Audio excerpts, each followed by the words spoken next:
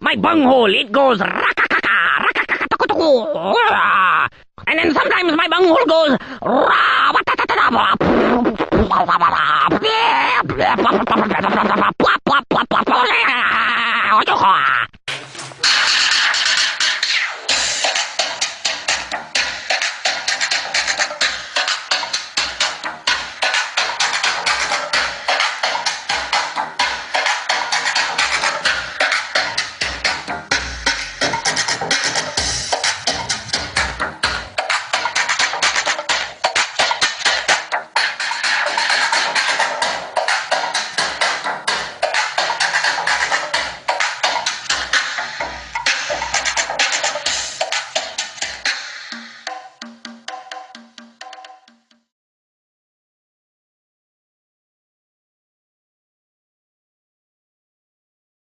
Será, tudo bom?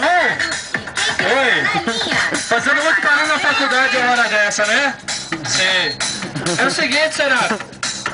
A gente tá na Feira Novas Ideias esse ano, no stand 36.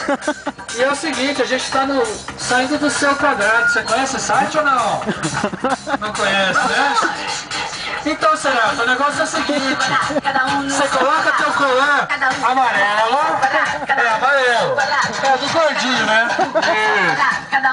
O colar amarelo, e vem na Feira Novas Ideias com a gente vai dançar juntinho a dança do quadrado. Agradecimento especial pro tiozinho da paçoca aí na escada. Todo ano aí com a gente, último ano nosso, vamos comemorar junto. Você quer fazer uma propaganda do seu salgadinho aqui? Pode vir. Eu quero que você fale o preço e o que você tem lá pra vender. Roladinho, presunto e mussarela.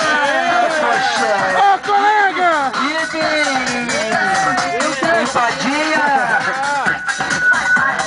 O que mais? Paçoca. Fala o Rodrigo da paçoquinha! O Rodrigo da paçoquinha, paçoquinha. 50 centavos. Paçoquinha! Fogueira, eu não sei o que tá acontecendo aqui. Eu tô me sentindo um corno uma hora dessa. Ana Paula! Ela tá com vergonha.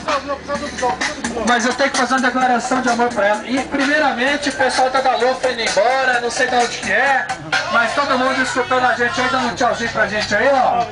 Ah! Eu espero Novas Ideias, às 11h12, não deixa de vir. Souza Tour, o pessoal ali animado, mas o meu coração bate pela Ana Paula no ônibus de Jandaia. Infelizmente eu não consigo esconder, é uma coisa mais forte do que eu. Ela deve estar com vergonha agora, mas eu tenho que falar, é minha oportunidade.